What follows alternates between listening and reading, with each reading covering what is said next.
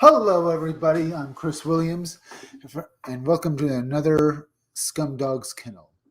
Tonight, we're going to be talking about Hangar 18, the truth about aliens, and things that aren't human.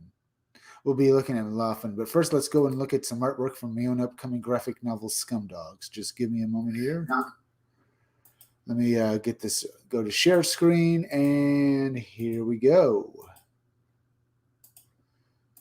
Here's my extreme 90s cover. This cover I did harking back to the comic books of the 90s. Looks pretty good. Let's see. This is the cover to my graphic novel Scumdogs. It's going to be a parody book. I parody cartoons we all know and love when we were growing up. Now, the Scumdogs themselves, they're former pro athletes who transformed themselves into superhuman monsters to compete in sporting events known as the Scumdog Sports. Sporting events held with superhumanly powerful monsters as the athletes. See, they're called scum and dogs because they transform themselves into monsters for money. So you get the idea that all they want is money or fame and fortune, so not exactly the nicest guys around. But what happens when they get banned from sports? They then decide to take over the universe. It's just a simple idea. They get Well, they're led by their leader, Death Mug. He's the purple guy with the metal mask over here, who's currently fighting his archenemy Buick Starpoon. They're both the stars of my graphic novel. Death Mug is a parody of various villains from 80s cartoons. He's an arrogant dictator who wants to rule the world, while his archenemy Buick Starpoon is basically a parody on G.I. Joe characters like Duke and space opera heroes like, Zap Brannigan, Captain Kirk from Star Trek, Buzz Lightyear, and Buck Rogers, those kinds of characters. But he's a arrogant military guy who never admits he's wrong, even though he is, and completely screws up. They're both morons, but they're going to be fun when they fight each other. Now, Death Mug is a parody of various villains from 80s cartoons. He looks like the leaders of, he looks like he's from, various villains from 80s cartoons and stuff like that. He's arrogant, overbearing, and stuff like that. He reminds you of characters like Mom-Ra or the Shredder from Teenage Mutant Ninja Turtles because he's purple. Now, Buick Starpoon is a G.I. Joe parody, and all of his team are G.I. Joe parodies. And each of them, because of that, each of them has a military specialty. This guy over here with the mohawk, his name is Roadhog. He's another member of stuff like that. His military specialty is that he's an army guy. Before he joined up with Space Forces, he was part of the army. Then you have this bald guy with a gun down here. His name is Beach Pounder. Before he joined up with Buick Starpoon's team in the Space Forces, he was part of the Marines. Then you have this guy back here in the red uniform who is driving that vehicle and stuff like that. The guy in the red uniform, his name is Blast Tank. His military specialty is that he's a heavy vehicle specialist, a tanker. Now, this covers one of 3 different variant covers you'll be able to back when Indiegogo goes live, so you have that to look forward to. I work on my book every day, folks, and it's coming to you. Scumdogs will be out on Indiegogo, and when it is, please go back it. It's not done yet, but it's coming, folks. Here we have Girl Friday. Girl Friday is another member of the Wild Rangers. She's she works directly under her leader, Buick Starpoon. She was assigned to work under Buick Starpoon by her superiors in the Space Forces because while the Wild Rangers fight the Scumdogs and save the universe, they're just morons who destroy stuff. So, to basically control them, they assigned Girl Friday as Buick Starpoon's second in command, and she's basically a babysitter, and she hates her job now because she thinks her career in the military is over because now she's just a sitter. And here we have Death Mug's henchmen, because in all 80s cartoons, the main villain of the cartoon would have henchmen. These are my idiots. These are my henchmen. The blue guy with the top hat is Murder Mouth, and the pink guy down here is Sloppy. There are a couple of idiots that destroy everything they touch. They make everything a lot worse, and it's just going to be fun to watch them. They're a parody of every henchman from an 80s cartoon. And here we have Hair Mail Doctor. Hair Mail Doctor is part of the Scum is another member of the Scum Dogs. He's a parody of Dr. Mindbender from G.I. Joe. But unlike Dr. Mindbender, he's a hair metal musician. He thinks of all the machine gadgets and machines, the Scum Dog. Well, he thinks of all the machines the Scum Dogs use to try and take over the universe. He does it while being hair metal doctor, and I think that's awesome. And here we have Miss Rusty Melons, who's basically a parody of the Baroness from G.I. Joe. She only became a villain because she wanted to have fun. She only became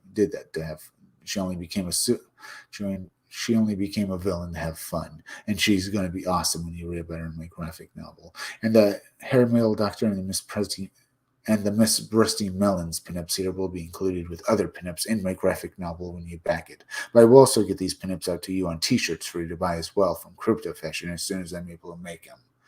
Now that we looked at my art and stuff like that, let's go on to do what we're talking about tonight.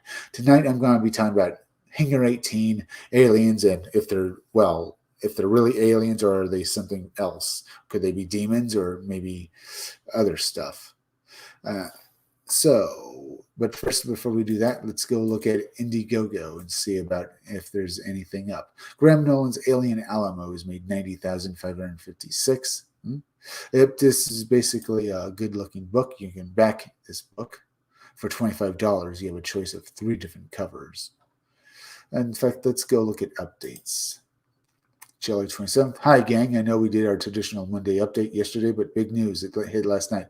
As the campaign crossed over the 90,000 mark, that means a new stretch goal is unlocked. That all backers everyone will get along with all the other cash stretch goals and exclusive specially designed alien creature sticker. But not only did we break through 90,000 wall, we also have not topped the Chinook campaign. We have also not topped the Chinook campaign, huh? All right. Let's see. The story. It's 1957. The Russians have just launched a satellite into orbit. The world was changing. Veteran Travis Houston was struggling to adapt. All Travis wanted when he mustered out of the Marine Corps at the end of the war was some peace and quiet, a safe place to raise his son James, but the horrors he experienced in the Pacific and the death of his wife have left him empty and distant. The meteor shower changed all that. It wasn't a meteor shower. It was an invasion. Creatures from another world want ours, and the only thing standing between them and us is a man, a boy, and a boy. The Houstons are vastly outnumbered, but they are Texans and they have each other. I think the odds are in their favor. Looks pretty good. The art in this book looks great as well.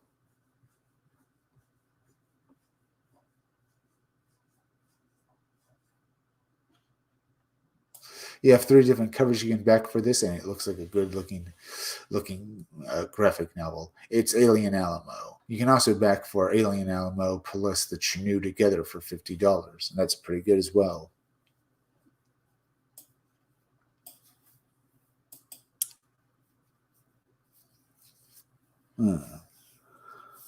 Let's see. Magic Cop 2 White Lines has made quite a bit of money. The Sword in this, let's see, look at that.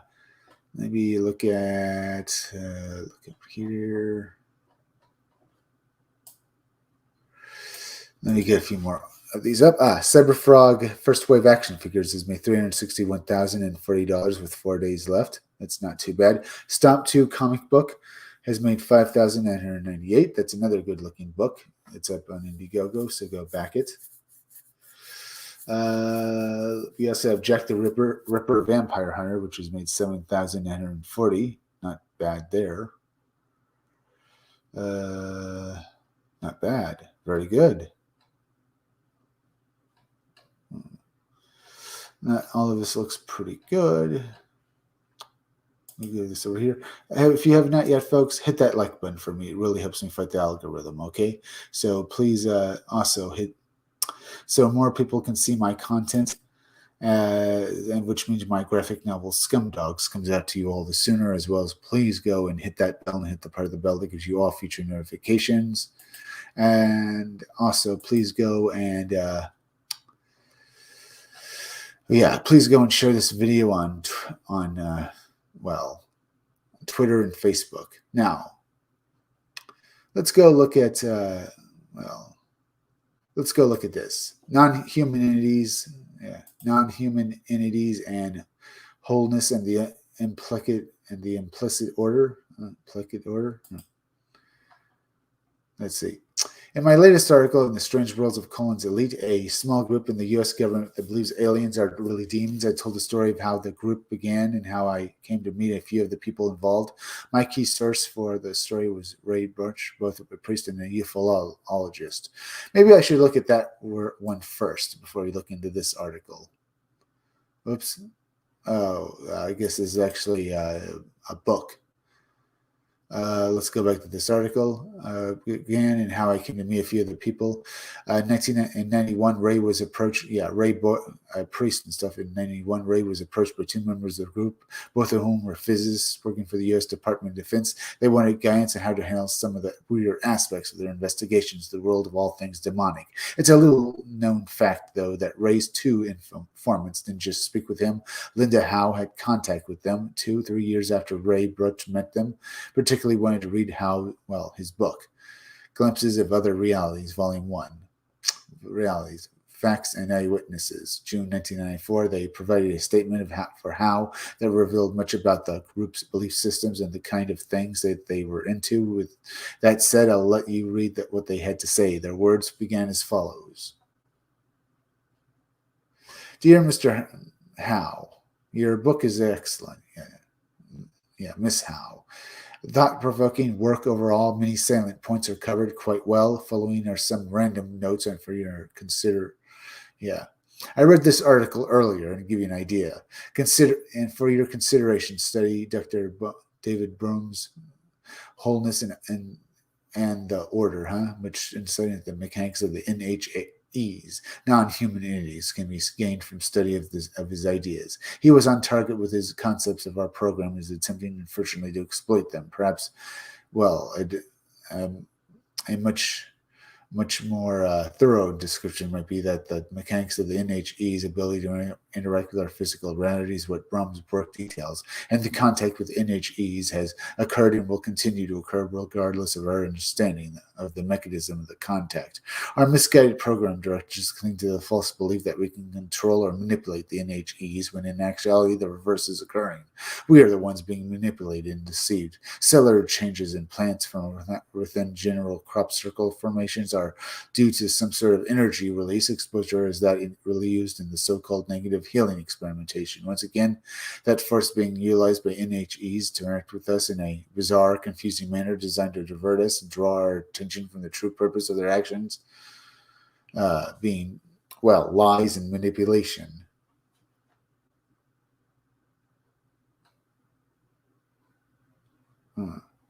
They continued. The diversion in this area is the mutilation of thousands of animals. The NHEs, with the ability to work unseen, read invisibly, and to create incisions and excise tissue in manners which seem humanly impossible because they are, and to either remain totally undetected or to create the illusion of extraterrestrial beings. UFO phantom helicopter signs and concurrent occupant signs, often associated with the events, provide an extremely effective smokescreen with the events. People are now busy chasing secret government projects, satanic cults, and the UFOs, while the actual perpetrating agents go unsuspected. Regarding the phantom helicopters, while many of the direct NHE productions craft is not an appropriate term, as they do not need to travel via propulsion device, many are related to our program, especially regarding running checks and surveillance on mutilation sites and so-called abduction victims. The comment left on your telephone entry machine, referenced to page 194, Glimpses Volume 1, may very well have been made by someone within the government hierarchy who has been convincingly fed the false ET scenario propagated as disinformation by those who are in charge of the NHE projects. Many variations of this exist, and all who are privy to a particular variation convinced they have the answer. With our society as it is now, the core truth of the situation is that the public really could not handle it. This was more to come the ultimate diversionary tactic. The ultimate point and divisions will begin to increase in frequency. Well, this point of and diversions will begin to increase in frequency. The greater number of observers is the UFO abduction scenario. The concept of events, real though they are, being the result of extraterrestrial beings, is a masterful piece of disinformation to divert attention away from the real source of the NHEs. Our information is the true nature of these events. This does not negate the possibility of extraterrestrial life, but the extra source of the UFO and UFO abduction phenomenon is not extraterrestrial. The so-called Roswell crash in 1947 did indeed occur. Debris of non-earthly type was found.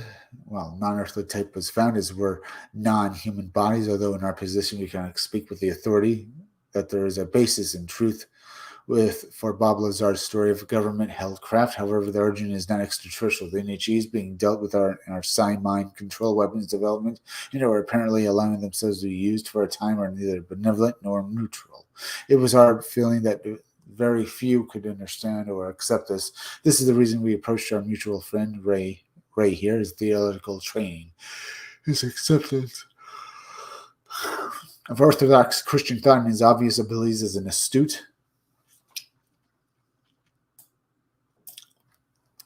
researchers seem to indicate to us that we might effectively communicate our concerns through him and still maintain our positions, which would enable us to accurately monitor the ongoing work. He has made some blunt statements which run counter to the positions of his peers and has been roundly criticized for many of his positions.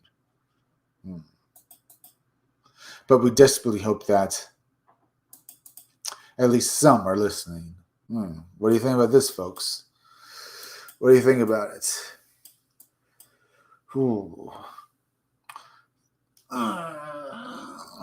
Things get even more intriguing. Your comments and thoughts and glimpses of other realities concerning other civilizations, the context with NHEs need to be considered in light of the bigger picture, the description of mankind as a whole. The deception of mankind as a whole, well, the lying to mankind as a whole. If this grand deception is taking the course it seems to be, it makes complete sense to analyze the false gods of ancient civilizations in light of the current level of deception. It is only logical, given their non-human, other-dimensional nature, that NHEs would be able to foresee the need to establish a foundational base, the effects of which would be slightly twisted or distorted by the fog of antiquity and forgotten cultural distinctness, or to similarly establish themselves as the bringers of all good things to humanity. Explorers ejaculated these passport to McDin again. Yeah. For more close parallels between the fairy and manifestation of the NHEs and current events. Dr. Valle was so close to the truth of the situation, with the exception that the ultimate manipulators are not human. Finally, there were these words from the Too Deep Throats. Too Deep. You have created a remarkable piece of work which helps to begin to point to the final truth. Behind the phenomena, our mutual friend could be most help to you and explain details of the deception. We, on our part, will be happy to answer specific questions you may wish to point to us. You must understand, however, that some things simply can't be discussed. Please transmit your questions and our concerns via our friend. We believe you can understand our need for discretion and the wisdom of limiting the number of direct contacts we make. We applaud your efforts and we look forward to your next volume. You are a very bright and obviously courageous woman who seems to remember the maxim. To remember. You shall know the truth, and the truth shall make you free. Our sincerest best wishes.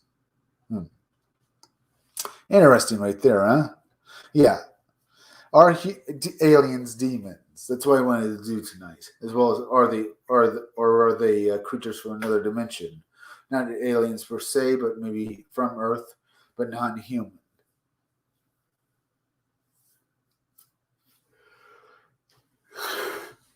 That's why I wanted to read this article to you to get the idea of what I'm thinking about what tonight.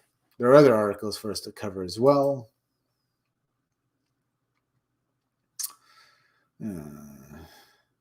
Dead aliens or special effects. That's why I thought I'd read this article to you.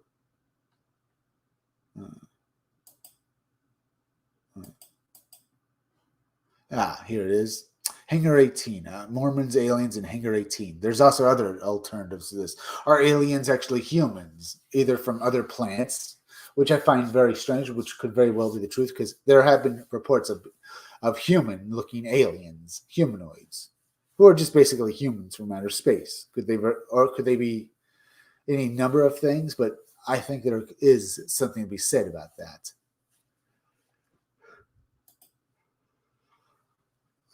I've read this article to you before, I think, but I'll read it to you again because it covers a lot of the.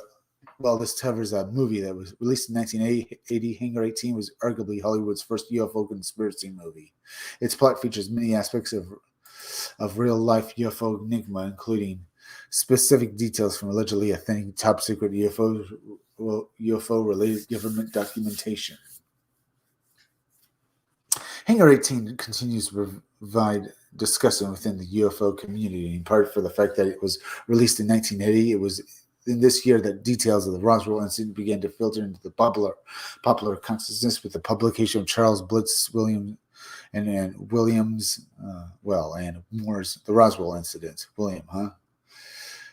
First book of the Roswell subject, equally significant in 1980, and undoubtedly connected to Roswell development with a quiet insertion to the UFO community, the team term MJ12. This term, along with its variant Majestic 12, uh, has now, I should say, assumed permanent residency in popular culture. Yeah, Majestic 12, having featured in films, TV shows, and comic books and video games.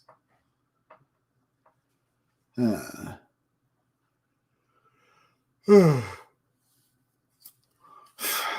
So don't mind me if I'm yawning, folks. Just a bit tired. Hangar 18 begins in Earth orbit as NASA is preparing to launch a satellite under the watchful eye of the U.S. military. Just as the satellite is launched from the space shuttle, however, it collides with a UFO, killing NASA astronaut in the launch bay. This is witnessed by other crew in the shuttle as our heroes Bencroft and Pierce, played by Gary Collins and James Hampton.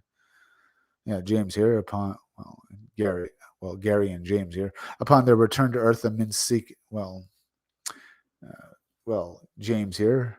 Upon their return to Earth, the men seek answers. Soon realize their government has instigated a cover-up and that they too are being kept in the dark. We learned that the following collision in orbit, the UFO made a controlled landing in the Arizona desert, where it was now captured by the U.S. military. The craft is soon transported to the top secret Hangar 18, where it is studied by NASA scientists, led by Jerry McGavin.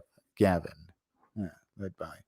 On board the craft, the scientists make a series of startling discoveries. The alien pilots, although dead, are physically undamaged and are almost exactly human in appearance. The scientists conclude that the aliens visited Earth in ancient times, that they were seen as gods, and that they interbred with Earth people. Yeah. With Earth women and jumpstart human life as we know it today. A human woman is also on board the craft in stasis. When removed by doctors, the woman awakens a state of terror. We assume she is an abductee. In the ship's data files, the scientists find glyphs similar to those used by ancient Earth civilizations. The scientists also discovered extensive aerial surveillance footage of Earth's power plants, military bases, and other major cities. The aliens, it seems, have been taking an active interest in our technological capabilities. Hmm. Interesting, huh? Meanwhile, Buncroft and Pierce are dogged in their pursuit. Dogged in their pursuit of truth and are targeted by government for assassination. Pierce is killed, but Bencroft survives and eventually finds his way to Hangar 18. And aboard the alien spacecraft, around this point, the NASA scientists finally decipher the main alien glyphs, which indicate that the beings were planning to return to Earth en masse in the near future. Before any of this information has chanced to sink in, government agents by a remote-controlled jet filled with explosives, fly a jet with explosives in Hangar 18. The goal being to kill all involved in the cover up, thoroughly permanently burying the secret. However, unbeknownst to the government, government hit squad. Several of the NASA scientists, as well as Bencroft, are inside the alien's craft when the hangar explodes. The craft, it turns out, is invincible, and the survivors inside decide to let the truth be known. The film ends with UFOs basically being known everywhere. Hmm. That's interesting, huh, folks?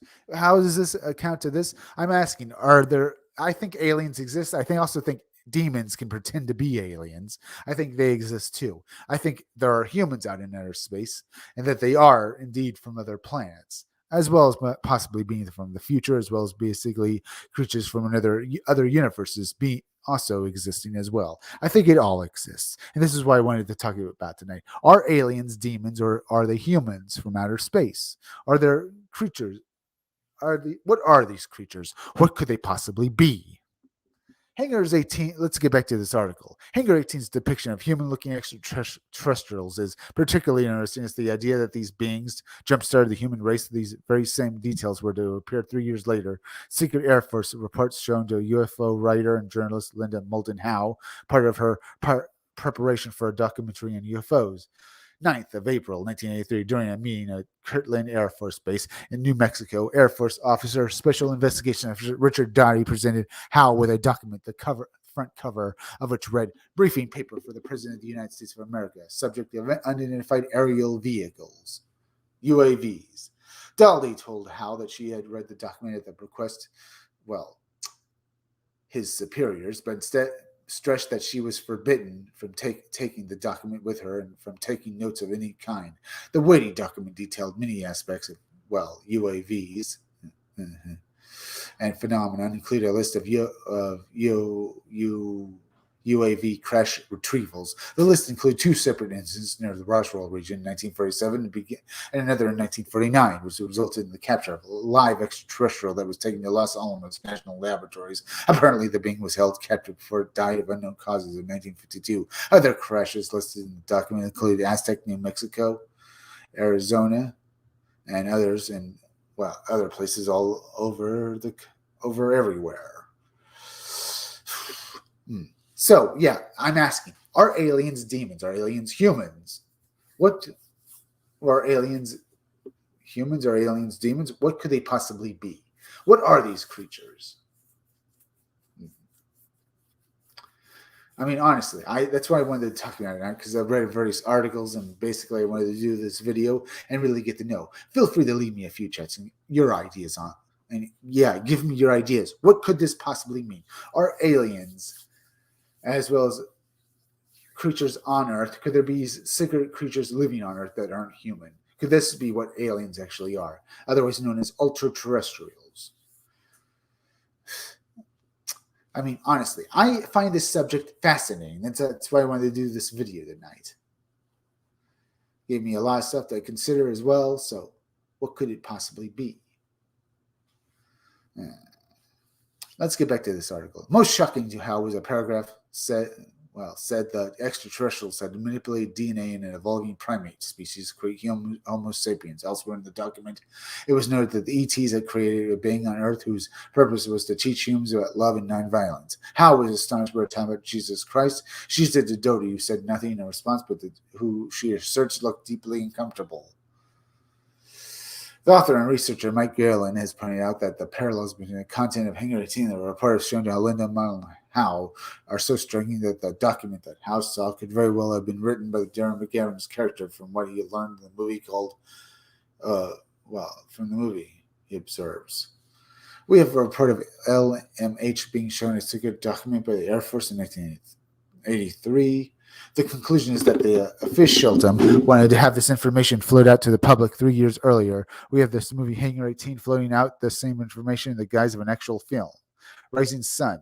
In 1971, I'm doing this because if you're wondering another reason why I'm doing this, the Mormons have this thing in their religion where they say there are humans out on other planets, or at least there are humans out there somewhere. And this also corresponds to Babylon, to Battlestar Galactica.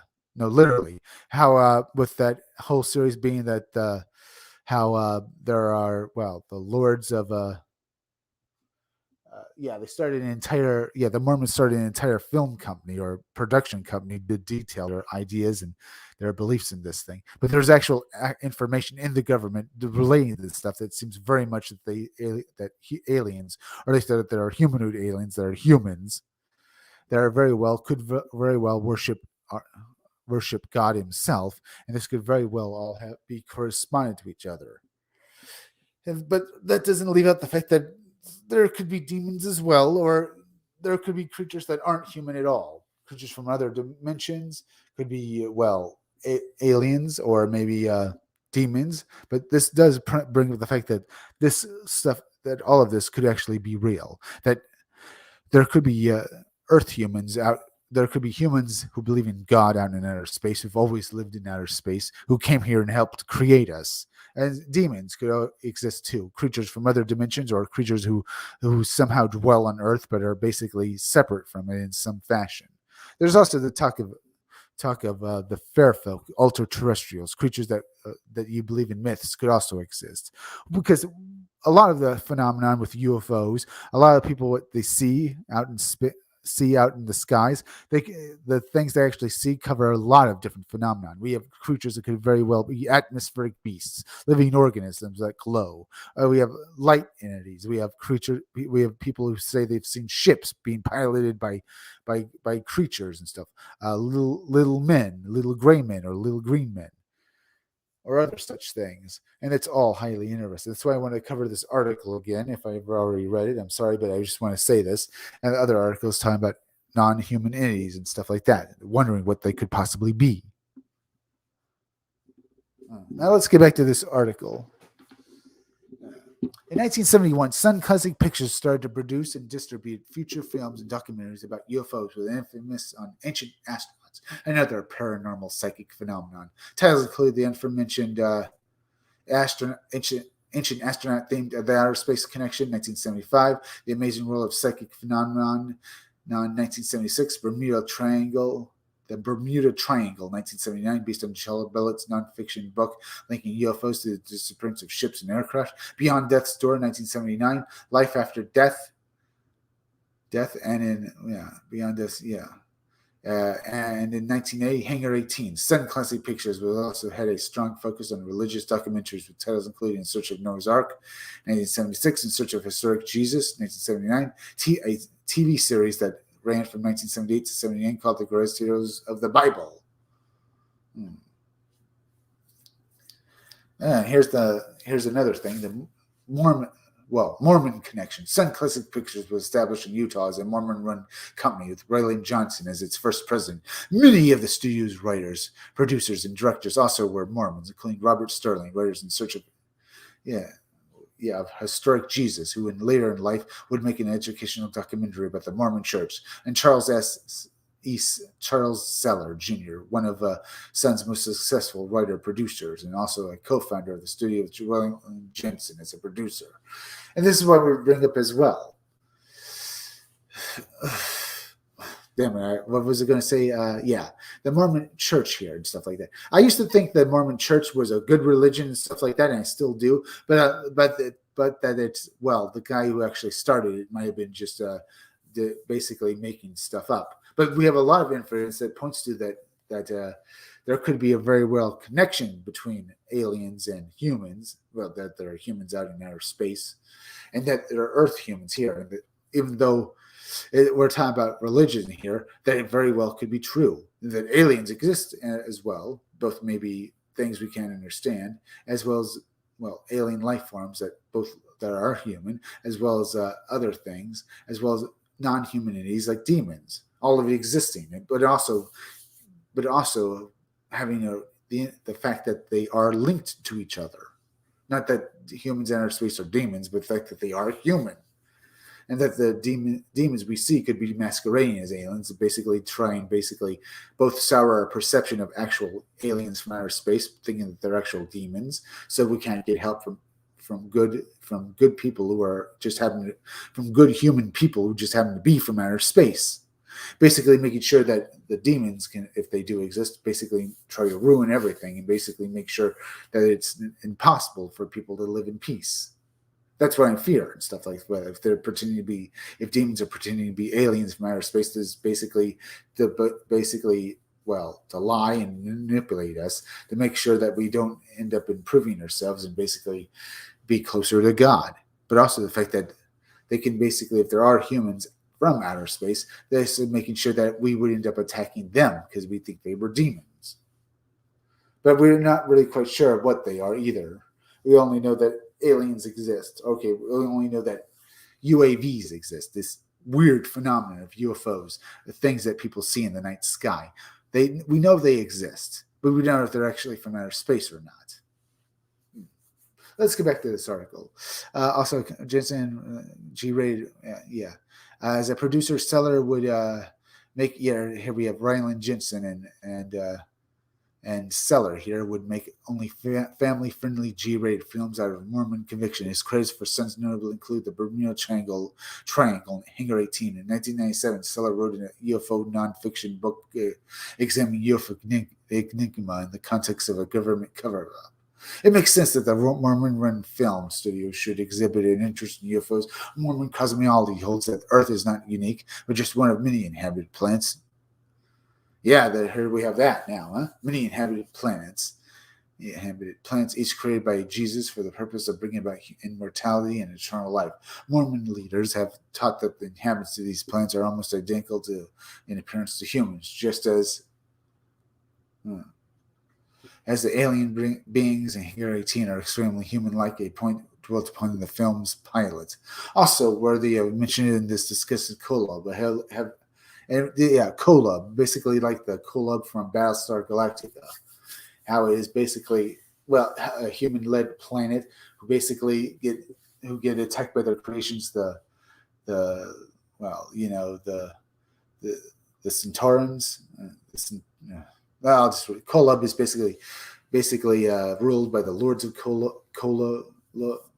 Well, if you read a bit more, you understand it. Of Kolob and stuff like that. So let's get back. Let's read more of this. Body described in Mormon scriptures as a star, which is Kolob, a heavenly body described in Mormon scriptures as a star, but which is generally regarded by Mormons as a planet. It is said to be the closest place in the universe to the throne of God. In the context of science fiction, popular ancient astronaut flavored TV series Battlestar Galactica 78, 79, and 2004 and 2009 incorporates many of the Mormon cosmological beliefs. Its overarching narrative. This is because the creator of the show, Glenn Larson, was himself a Mormon. The TV series, The Planet Kobal, sounds much like Kobal, as opposed to it. Well, Kobal is the birthplace of the human race, where the lords of Kobal are held sacred. LDS educational agenda and the Mormon text doctrines. Salvation, 62, 10th president of the Church, Jesus Christ of Latter-day Saints, LDS, Joseph Fielding Smith states, "We are not the only people that the Lord has created. We have brothers and sisters on other planets. They look like us because they do, and are the children of God and are created in His image, for they are also His offspring." Smith begins the LDS presidency in 1970, the year prior to the Sun Classic Pictures. Also relevant is a quote by LDS Neil A. Maxwell in his book A Wonderful Flood of Light. Page 20, well, after page 20 and stuff, Maxwell wrote, "We do not know how many inhabited worlds there are or where they are, but certainly we are not alone." Between 1970 and 1976, the formative years of Sun Classic Pictures, Maxwell served as the LDS Commissioner of Church Education, which is responsible for providing religious and secular education for people of all ages with both LDS and non-LDS. The key question relating to Sun Classic Pictures, and one that for now remains unanswered, is this was the studio's alien-themed output simply a reflection of Mormon ideals and beliefs held by the studio's core writers, producers, directors, as well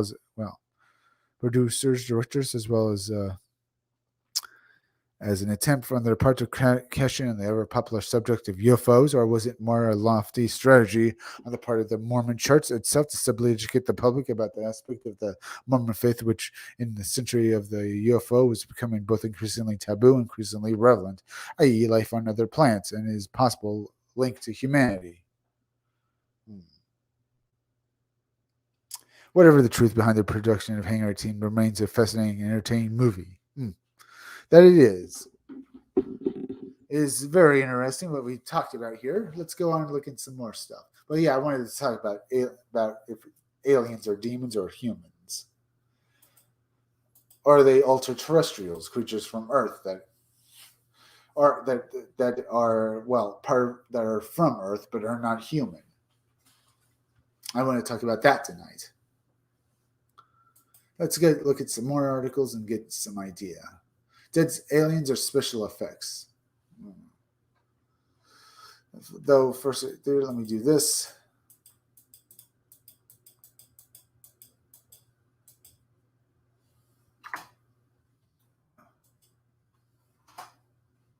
That. Look at some more articles and stuff like that. The Hazards of UFOlogy, Part 2, Aliens, Demons, or Both. The Collins Elite, what in hell, the UFOs, demons, putting the picture straight. We have a few articles here relating to this subject. So, retrieve UFOs and dead aliens. Have there ever been any?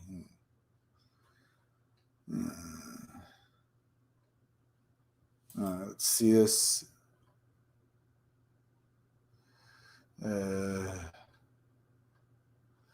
Let's see. Let's see about this article. Part 1 of this article was focused on life and the development in ufology. Albert Binder, one of the key figures in the development of the Men in Black phenomenon. Part 2 takes us to New Zealand and an equally hazard-filled story that's Saga. I'm not too sure I should jump this, but then again, we've already covered the guy who did things with the guys in black already and stuff. We already covered him. But I'm not so sure about jumping to this other article right here. But it's all very interesting. I kind of want to see the first article and stuff. Maybe try to bring it up. Nick Riffram. Let's see about this. Nick Riffram. Aliens that look eerily like us and who roam around our supermarkets, huh? We could look at that. It also covers it and stuff. Maybe go down here.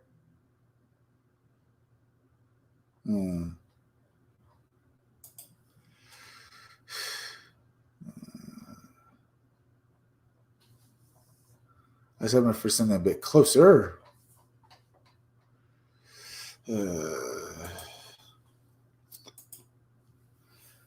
Hazards of ufology.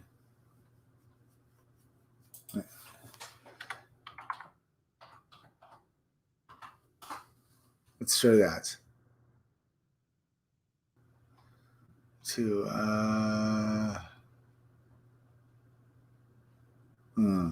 I'm trying to get it up here as quickly as possible.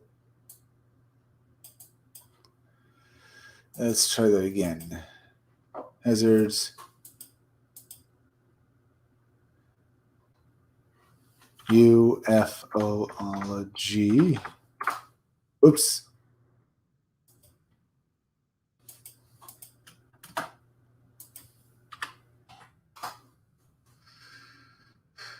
All right, let's try this. The hazards of ufology, part 1 in isolation. Similar hazard of being a writer. Ufology, part 3, buying into just about everything. Yeah, there's that too. Did I already passed that one or what? Nick Redfern. Let's get on here.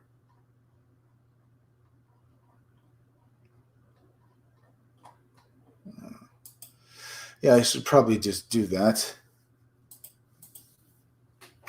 Let's do this.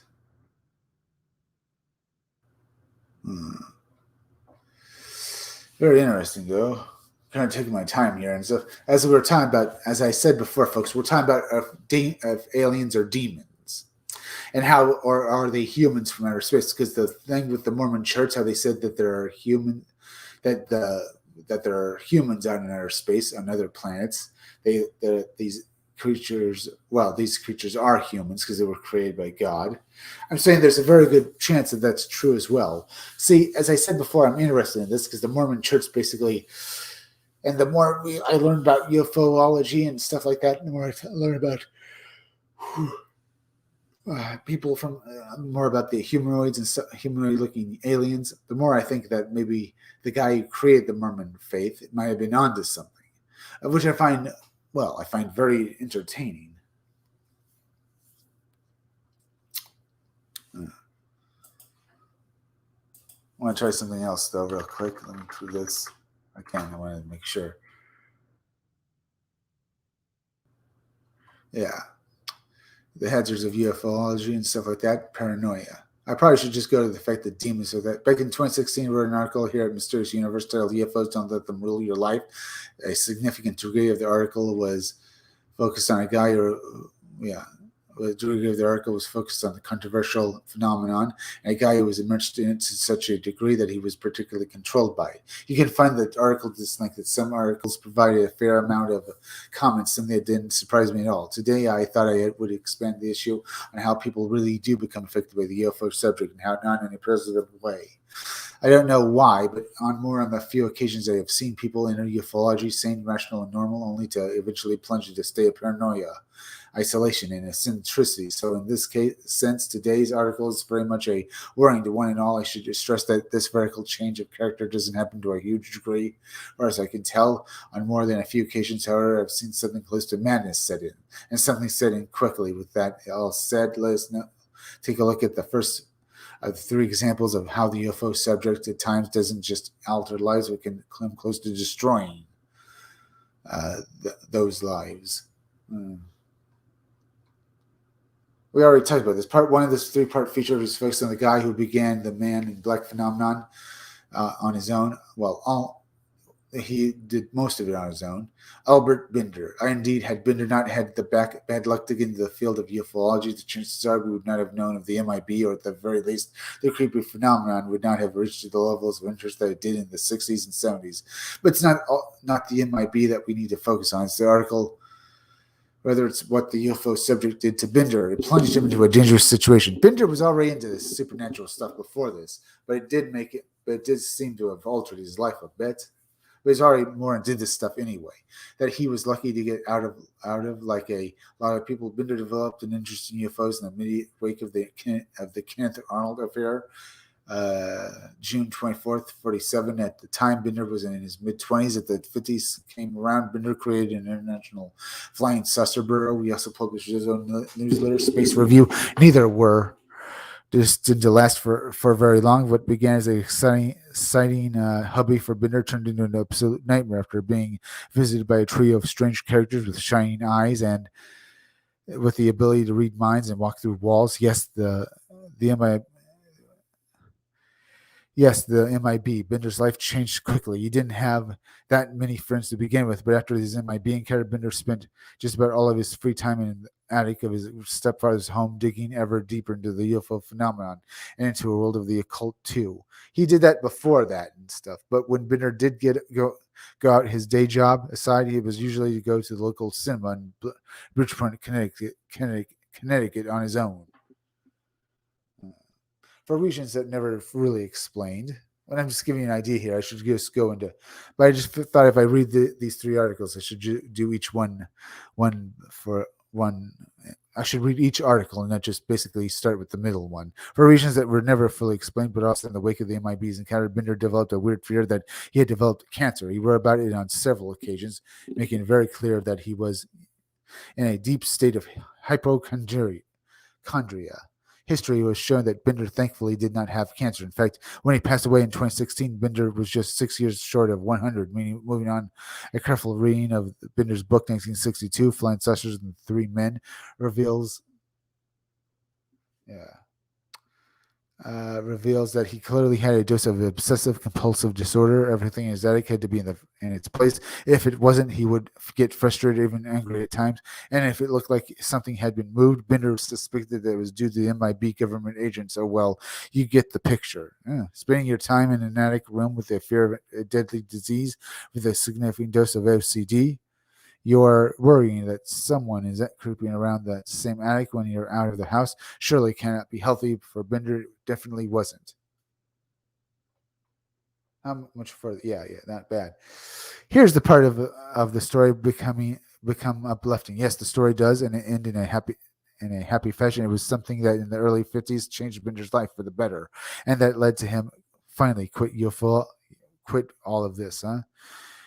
English woman named Betty, a flight attendant at the time, became a friend to Bender. Betty very soon became more than that, but Albert and Bender got married, moved to California. Their first home was in Buckingham. They later settled in what turned out to be a permanently in Los Angeles. And guess what? Bender's fears of having cancer went away, as did the obsessive compulsive disorder, as did the deep fear that the people were skulking around his home. From a very few and brief forays in ufology in the 60s, yeah, brief foray into ufology in the 60s. Bender was done with it all, and that was a very good thing. I'm not saying that ufology is always a dangerous field to get into. I am saying, however, that sometimes, whether due to a person, he's saying here that however sometimes, whether due to a person's character, to the intrusion of certain aspects of the UFO phenomenon itself, or most probably to a bit of both, lives have begun to change, mutate, might be a good term to use. On occasions, those changes are subtle, but very often they are occasions. These changes are, yeah, very often they are not destined to stay like that. Albert Bender did the right thing. At first, he balanced his interest in UFOs with his life with Betty. That is until the time came when Benders knew he had to quit ufology as in completely. Should stress that not everyone, of course, needs to totally quit the saucer scene to remain sane for some. However, like Bender, it's just, well, he looked like he, yeah, with thing. But very often they are not. I missed my place here. Yeah. Uh, it's just not a good place to hang out. I've seen the sites and more than a few people in ufology. It's not a positive situation for the most part. Balance is the key to all of this. Enjoy your life, UFO research, but enjoy having fun in the world outside of ufology too. And don't spend most of your time alone in the attic. Okay, we got an idea there with the first article, how they talk about all of this. Let's go look at this. I'm not so sure about the third article, but maybe we'll cover that as well. By the way, let's go see if you guys have hit that like button. I would have liked you guys to have left me a few chats, and so we could talk about this as well. Part one of this article was focused on the life and involvement of ufology. Albert Bender. He was one of the key figures in the development of the Men in Black phenomenon. Now, part two, New Zealand, to an equally hazard field story. The saga starts with one New Zealand earlier flying saucer seekers, Harold Fulton. He started UFO research in the early 50s and passed away halfway through the 1980s. Fulton served the Royal New Zealand Air Force. That was not all. He created the civilian saucer. He played like that, just like Albert Bender's International Flying Saucer Bureau. The plan for the civilian saucer investigation body was for its members to research and investigate cases and to write up reports on the findings. In other words, it was a well-planned operation designed to try and understand the nature of UFOs phenomenon in New Zealand. Interestingly, it wasn't long before Albert Bender and Harold Fulton began to correspond with each other, and also mirroring Bender's work. His group in his newsletter, this CSI, took off to a significant height. It wasn't long after the creation of the group that Fulton and his colleagues had more than 500 subscribers to the Flying Saucers Journal. What began as friendly correspondence between the two soon changed to become decidedly mysterious. As noted in the 2017 book, The Slender Man Mysteries, wasn't long after the revelations concerning concerning Albert Binder's torturous encounter with men in black, surfaced that Fulton contacted Binder. A lengthy period of correspondence between the two duly followed. Indeed, Fulton had established a connection with numerous UFO researchers in the United States, including Gary Baker. In 1962, published Albert Binder's MIB-themed book, Flying Saucers and Three Men. The letters between Fulton and Binder and position make it very clear that Fulton was concerned that whatever it was that had got its grips into Binder was by the summer of 53 now doing exactly the same thing with him. Fulton told Binder and MIB investigator Gary, investigator Gray Baker, Gary Baker, too, that on several occasions he experienced in his home the very same overpowering odor of sulfur meets rotten eggs that Binder had talked about. Equally disturbing, Fulton began to see vague, shadowy, human-like figures out of his peripheral vision, and usually late at night. Figures out of and always when he was engaged in his UFO research, they were wizened goblin-like things that crept around at Fulton's home and what amounted to almost like a taunting fashion. They wanted to be seen and not too closely. A bad sign that the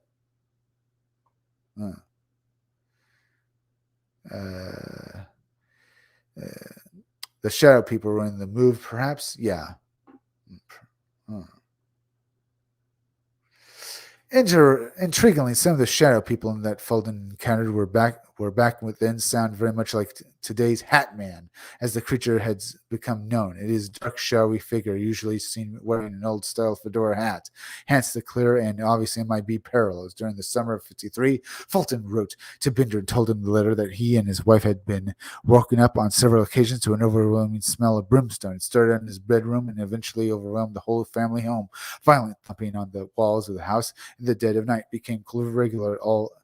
It all sounded very much like poltergeist activity. On top of that, small balls of light flickered around the entrance to the bedroom for Fulton and his wife. Things were becoming nightmarish. It wasn't long at all, however, before additional New Zealand-based UFO researchers told of their similar nerve-jingling experiences. As an example, Fulton wrote to Binder about the incidents involving a man named John Stewart, a fellow citizen of New Zealand.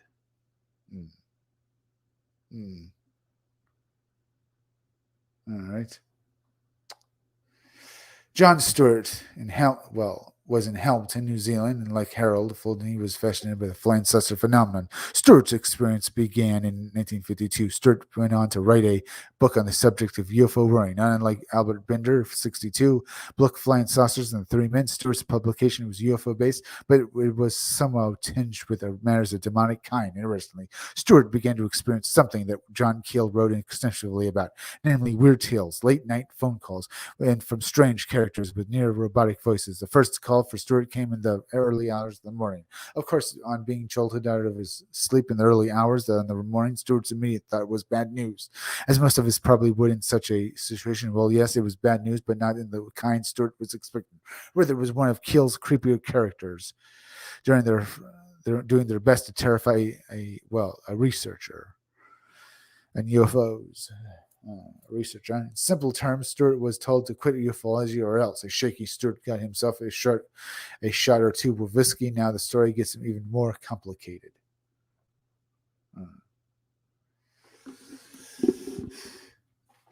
As is the case as is the case of today's UFO arena, back then everyone knew everyone else, or at least they knew of them. So when the rumor got out that Stewart was having close and clandestine encounters of a very different kind with a woman named Doreen Wilkinson, who was also active in the UFO field. It didn't take long before most of the UFO sleuths in New Zealand knew of the claimed affair between the two. Of course, if both Stewart and Doreen were single, no one would have been spreading gossip. Stewart, however, was married. The pair brushed the whispers away as nonsense as for why they spent so much time together. Stewart and Doreen claimed it was solely because of the combined UFO research they were doing. Okay, we'll never know, and it's all in the past now, but whatever the truth, the fact is that Doreen and Stewart spent a lot of time together. It was this togetherness that's one of the strangest and most sinister of all of the New Zealand-based encounters, early 1950s. It was during the early hours of the morning when Doreen and Stuart did most of their work. There was something very strange, however, on occasion. Doreen's personality would suddenly change and changed radically, too. She became what we might call a supernatural seductress. This was not a bit of fun and fantasy and playing programs. It was as if Doreen had been possessed, manipulative, sexually charged demon. As Stewart put it, it's interesting. Stewart vehemently disagreed with his colleague in ufology who believed that Doreen was possessed by the spirit of an alien. Stewart was sure the entity that Doreen and his scripts was a literal demon from a literal hell. Matters came to their peak. Also, in the dead of night, something suddenly manifested in Stewart's home. It was described as a human-like in figure, but clearly not human. The pair was naturally terrified. Stewart would later say that the thing made a move towards Doreen and forced her to have sex. On a second time, when the Stewart wasn't at home, Doreen was attacked and assaulted again. On this occasion, thought by an invisible creature, enough was enough. Well, like Albert Binder, whose hazardous experiences caused him to quit ufology, Doreen, well, ufology. Stewart also left in the UFO scene behind him, disturbed by the possibility that the UFO phenomenon had a demonic aspect. There we have that now. So we get the idea there. The hazards of UFO buying into just about everything. Should I read this one as well, folks? This pretty much covered what I wanted to cover tonight.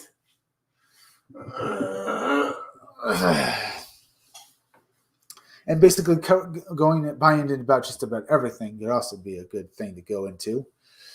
But as I said, I wanted to cover if demons are aliens and stuff like that, or is this all just, or is this a plot, or what? Or is this maybe somehow creatures from outer space using the demon thing to basically paint themselves in such a way to basically make humans think that to make humans think that they're demons, or is the fact that demons are basically planning to use aliens as a way to basically try and harm humanity? Could very well be as well. There's definitely strange things going on. You have to consider about that. But also, should I cover this final article or not? Maybe not. I'm trying to think here and stuff like that. I mean, I covered what I really wanted to cover tonight with this, so we have that to look done.